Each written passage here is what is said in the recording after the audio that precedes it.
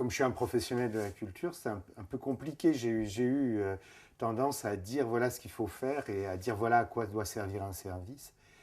Et puis, bah, c'est vrai que chez mes copains écolos, ils m'ont dit mais tu fais quoi là? T'es pas élu pour être professionnel, donc tu trouves ta place. Et ta place, c'est de savoir ce que veulent les gens. Et donc, on a, on a du coup un petit peu réfléchi sur la façon de construire cette consultation-là. C'est vrai qu'en tout cas, on voyait bien que ça marchait. Les gens dans la ville, ils en avaient envie, quoi. Ils avaient envie de parler de leur ville. On avait tous ces ateliers, toute cette parole qui se libérait. Et pour essayer de collecter cette parole et arriver à la mettre en forme, je m'étais rapproché de l'université. On avait des étudiants en master de médiation culturelle, administration de la musique, des choses comme ça. Et moi, je vais souvenir les pires. Parce qu'en fait, quand ils m'ont fait les synthèses et tout ça, ils m'ont dit, mais les gens, ils n'ont rien à dire.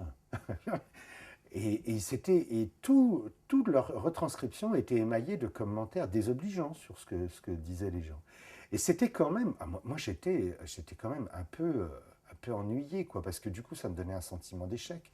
Euh, j'ai mis longtemps à dépasser, parce que je disais, bon, je me disais, ah oui, ils n'ont pas dit des choses si intéressantes que ça, alors que il s'était passé tellement de choses que c'était pas normal d'avoir ce retour-là. Et c'est en croisant Michel Dievorka une fois sur un colloque où on parlait d'identité culturelle et qui parlait de la composition, recomposition, décomposition des identités culturelles, que j'ai eu un certain nombre de déclics sur ce qui s'était passé en fait, sur la façon dont les gens avaient besoin un petit peu. En fait, les identités culturelles étaient des choses très mouvantes. Elles avaient besoin de se cristalliser en communauté, en collectif, en choses voyantes, mais c'était quand même toujours un dialogue entre, je dirais, de l'intime, de l'expérience, du partage, et puis des expériences collectives. En gros, le travail qui mène, c'est qu'ils disent il n'y a pas de danger de communautarisme.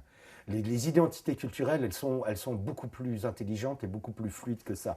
Et ce ne sont pas ce sont pas des machines de guerre, ce sont des machines de rencontres.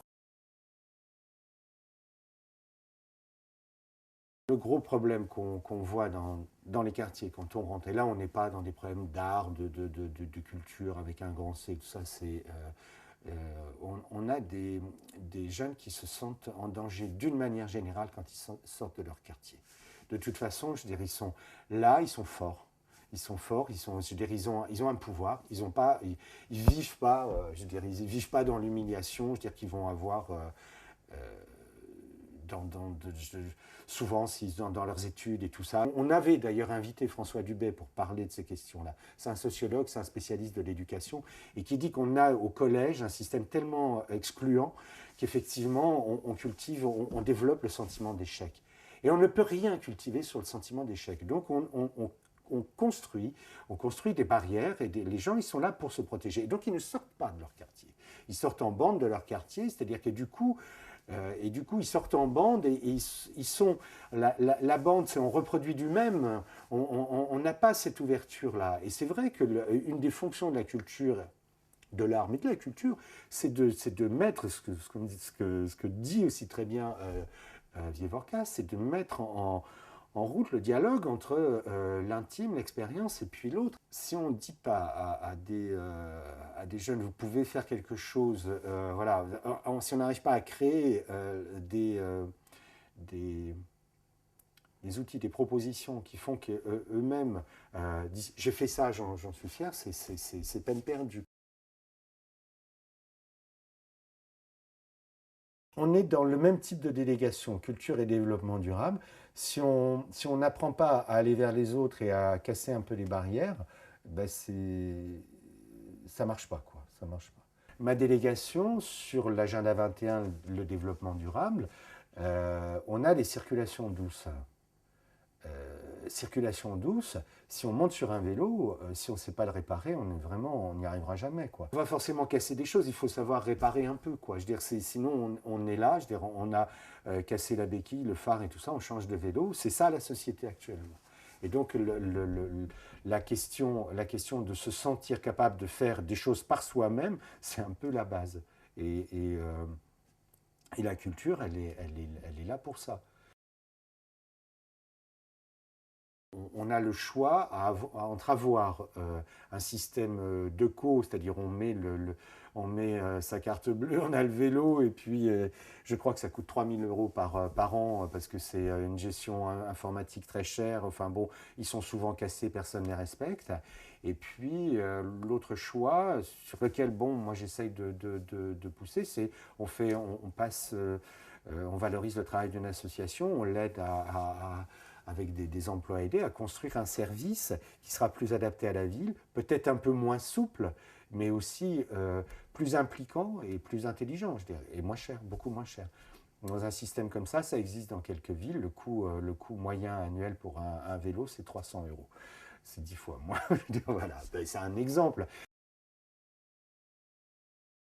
Le projet qu'on mène dans le cadre de l'agenda 21 développement durable, c'est de dire aux gens, on a fait un appel à idées, vous regardez autour de vous, quel terrain peut devenir un jardin et dans lequel vous pouvez faire n'importe quel type de jardin. Ça peut être un jardin de sculpture, pour parler de culture, d'art, mais ça peut être un jardin de fleurs, ça peut être un jardin pédagogique où vous allez inviter les gens d'un centre de loisirs, d'une école. Et donc il y a toutes sortes de formes, on le sait bien, toutes formes de jardins de proximité, en disant, bon, la cerise sur le gâteau, ça sera, on va faire peut-être 2-3 jardins familiaux avec, avec des lieux de rencontre où vous pourrez venir faire vos barbecues, vos fêtes et tout ça. Mais regardez autour de vous quel pouvoir vous pouvez reprendre sur votre environnement.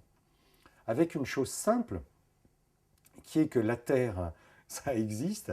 C'est pas seulement un truc qui est sous le macadam, sous les pavés, mais ça existe et ça se respecte et ça donne des choses. L'urbanisme, qui est une chose essentielle, l'urbanisme, elle peut se construire que sur de l'histoire. Que sur de l'histoire. On le voit bien, toutes les conneries qui ont été faites à Évry, c'est quand quelqu'un a eu des idées géniales et n'a pas assez regardé le territoire. Alors, et donc, on a des choses un petit peu ratées qui, si on avait été un peu plus attentif au mode de vie des gens, ça aurait peut-être mieux marché. Ils s'en sont rendus compte quand même, pour dire que ça marche, ils s'en sont rendus compte sur certains quartiers. Le quartier des Pyramides, ça a été fait de façon un peu haussmannienne, autoritaire et tout ça. Sur les autres quartiers, on a commencé à créer ce qu'on appelle des ateliers de travail urbain, où tout d'un coup, les habitants étaient impliqués dans la conception d'une cour intérieure, d'appartements, de choses comme ça. Mais ça, c'est éminemment de la culture. C'est-à-dire que, je veux dire que parler de la lumière, parler de la façon dont on passe de sa maison à la place publique, tout ça, c'est éminemment culturel.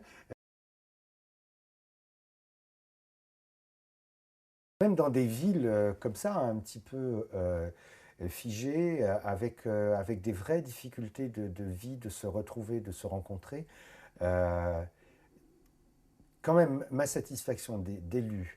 Je le dis parce que je critique assez la démocratie dans ce pays pour dire que ça a été quand même un vrai plaisir que les gens viennent vers nous euh, finalement avec un peu d'attente et de confiance.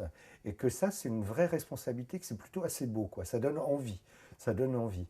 Et c'est vrai que du coup, moi, puisque je viens d'un parti, je veux dire, dans mon parti, je fais un peu de prosélytisme pour dire, vous savez, c'est bien, formez-vous, préparez-vous, parce que ça serait bien qu'il y ait un peu il y a un peu de turnover. Parce que je veux dire, c'est une expérience passionnante pour donner envie d'une ville et donner aux gens de cette ville aussi envie de participer.